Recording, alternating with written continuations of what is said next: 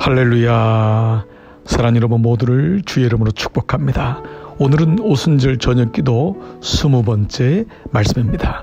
오늘 10번의 2번을 매듭 지으면서 저는 여러분과 함께 사도행전 8장 26절로 36절의 본문으로 성령과 동행하는 기도의 유익이라는 제목으로 말씀을 나누겠습니다.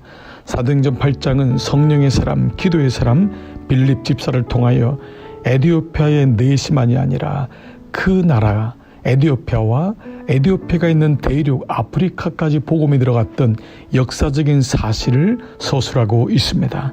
이 복음을 통하여 모든 사람들이 말씀을 듣게 되고 구원을 받게 되는데 그 통로가 바로 성령의 사람, 기도의 사람, 바로 빌립 집사였습니다.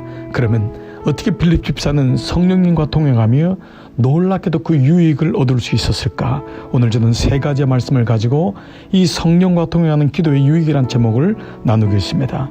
오늘 첫 번째, 성령을 통해 빌립은 순종을 배우게 되었습니다. 26절 말씀, 주의 사자가 빌립에게 말하여 이르되 일어나서 남쪽으로 향하여 예루살렘에서 가사로 내려가는 길까지 가라 하니 그 길은 광야라. 그 길이 광야였습니다. 비단길이 아니었습니다. 또한 예루살렘에서 가사, 빌립이 있었던 사마리아 성에서 가사까지는 좋게 3일이 걸리는 길이었습니다. 게다가 복음을 전하고 있는 사마리아에는 성이 요동할 정도로 그 열매가 일어나기 시작했는데 갑자기 기도하는 가운데 성령께서 빌립의 마음에 감동을 주는 것입니다. 뭐라고 합니까? 그 길로 내려가라. 가사로 내려가라. 그 길이 광야라고까지 말씀합니다. 그러나 빌립은 그 성령의 음성에 순종합니다. 순종을 배우는 것입니다. 순종은 어려운 것이 사실 아닙니다. 많은 사람들이 목사님 순종이 어려워요. 순종이 제일 힘들어요. 물론 본질적으로 순종하지 못하는 불순종의 자녀인 우리는 순종을 하기가 어려운 것은 사실입니다. 그렇지만 성령과 동행하게 되고 하나님과 자꾸 교제하며 하나님 마음을 배우다 보면 순종이야말로 가장 좋은 것이고 순종이 쉬운 것이구나, 이게 어려운 것이 아니구나라는 것을 깨닫습니다. 부모와 자꾸 갈등하고 부모의 말을 거역하는 아이는 부모의 말 순종하는 것이 늘 어렵다고 생각합니다. 그러나 부모와 늘 유순하게 순종하며 부모의 길을 신뢰하는 아이는 부모가 얘기할 때 한번 생각하게 됩니다. 아, 이 길은 나를 위한 길이지, 부모님은 나를 위해 예비하신 하나님의 은총이지 깨닫는 아이는 부모와 충돌하거나 부모와 분리되지 않습니다. 그러므로 잊지 마십시오. 성령을 통해 우리는 순종을 배우고 순종은 쉬운 것입니다. 두 번째로 빌립은 성령을 통해 말씀을 배우게 됩니다. 오늘 30절 보니까 빌립이 달려가서 선지자 이사야의 글 읽는 것을 듣고 말하되 읽는 것을 깨닫느뇨? 대답하되 지도해 주는 사람이 없으니 어찌 깨달을 수 있느냐? 놀랍게도 마침 이 에티오피아의 내시는 바로 성경을 읽고 있었습니다.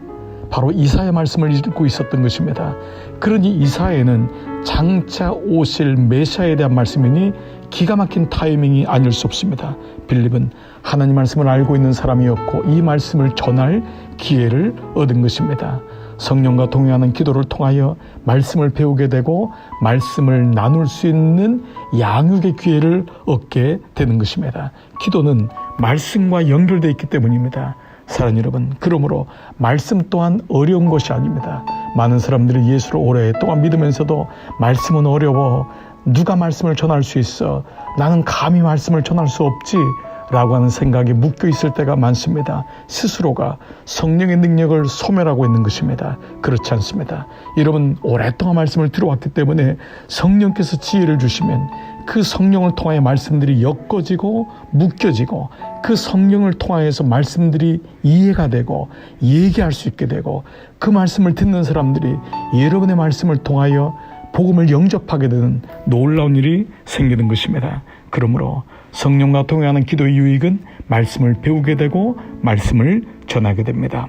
세 번째로 성령을 통해 매듭이 지어지는 것을 경험하게 됩니다. 36절, 길 가다가 물 있는 곳에 이르러 그 내시가 말하되 보라, 물이 있으니 내가 세례를 받으면 무슨 꺼리낌이 있느냐.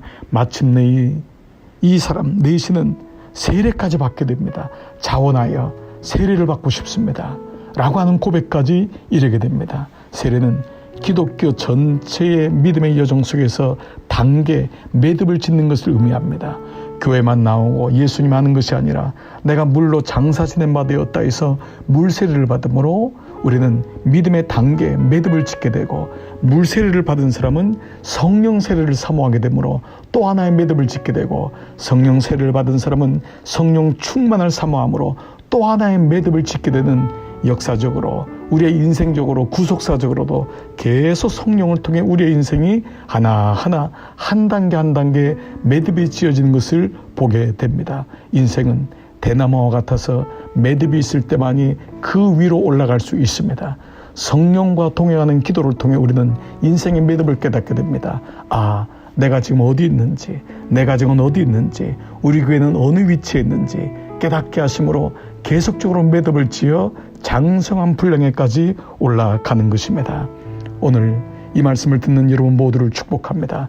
여러분 가운데 성령과 동행하여 첫 번째 순종을 배우고 순종이 쉽구나, 두 번째 말씀을 배우고 말씀은 쉬운 것이구나, 세 번째 매듭이 지어지고 매듭이 지어짐으로 장성한 분량까지 이르는 이런 모두 되시기를 주의 이름으로 축복합니다. 오늘도 함께 말씀을 듣고 기도의 자리로 나가시겠습니다.